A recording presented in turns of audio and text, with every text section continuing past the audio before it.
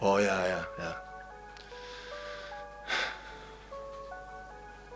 Do you think the target was to win the quadruple?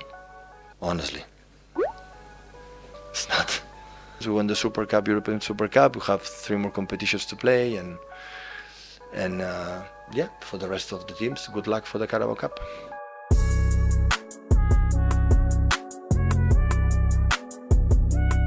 Hello à tous, ravi de vous retrouver dans la quotidienne. Il a plus l'habitude, Pep, éliminé de la Carabao Cup, battu par Newcastle à St James Park par un but d'Alexander Isak. Mais il s'en fout, il voulait pas du tout faire le quadruplé cette saison. Et puis de toute façon, vous comprenez rien à la créativité. Face à des bourrins, il pouvait rien faire. We were there, but we didn't play absolutely anything. Today we were there, we make a brilliant first half, and of course for the way we play, I think Newcastle could not accept. They increased the rhythm, the aggressivity and kicking, and they were there, more aggressive. And we struggled a little bit, but it was normal. Yeah, as I said, congratulations Newcastle. En Espagne, le Real souffle avec un succès 2-0 contre Las Palmas grâce à Joselu et à Brahim Diaz avec Jude Bellingham et Vinicius sur le banc. Oui, le Brésilien a fini par entrer sans scorer, ce qui ne retire en rien sa qualité. Il n'y a qu'à voir à l'entraînement.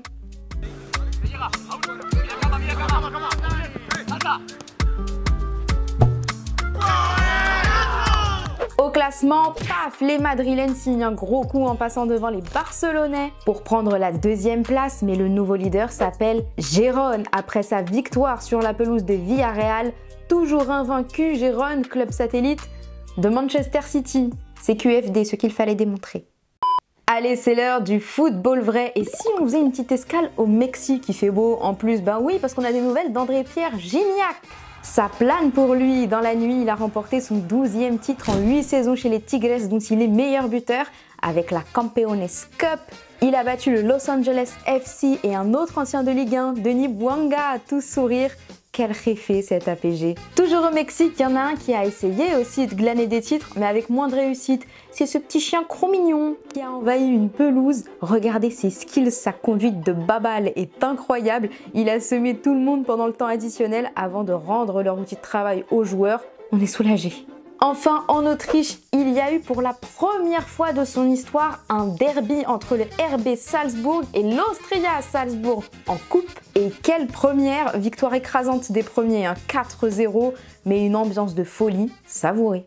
Retour en France, félicitations à l'Olympique de Marseille qui a un nouvel entraîneur et c'est pas Zizou, ouais, parce que lui, il aurait dit non à Pablo Longoria, pas convaincu par le projet du club selon Mundo Deportivo, mais l'heureux élu s'appelle Gennaro Gattuso comme prévu. Pas de durée de contrat annoncée par le club phocéen, l'Italien a débarqué en plein soleil, l'équipe révèle que son premier discours aux joueurs portait sur la notion de combat. Waouh, comme c'est étonnant, RMC Sport rapporte que le technicien connaît parfaitement le groupe, il a bien bossé et aurait même dormi à la commanderie la nuit dernière. Alors bien sûr, je vous pose la question du jour, croyez-vous en la réussite de Gennaro Gattuso à l'Olympique de Marseille? Vous nous dites tout et demain, on sélectionnera 2 commentaires.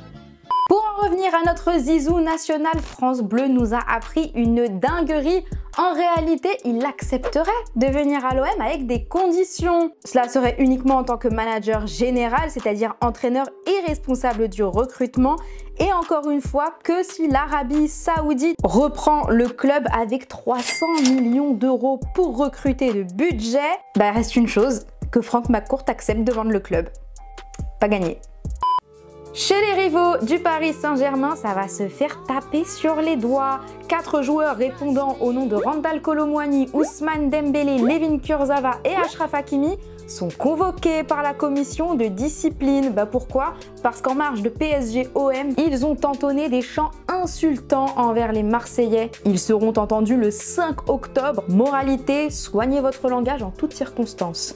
Cordialement.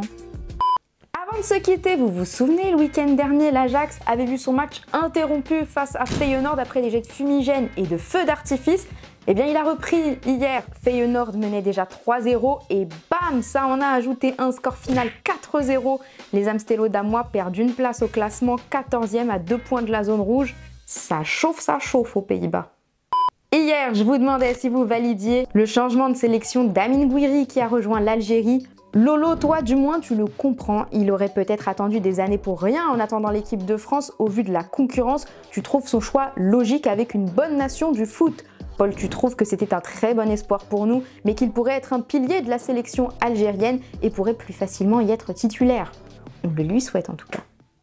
Et voilà, c'est déjà la fin de la quotidienne, on va se retrouver demain pour la dernière de la semaine. D'ici là, prenez soin de vous, on se quitte en images et en musique. Ciao!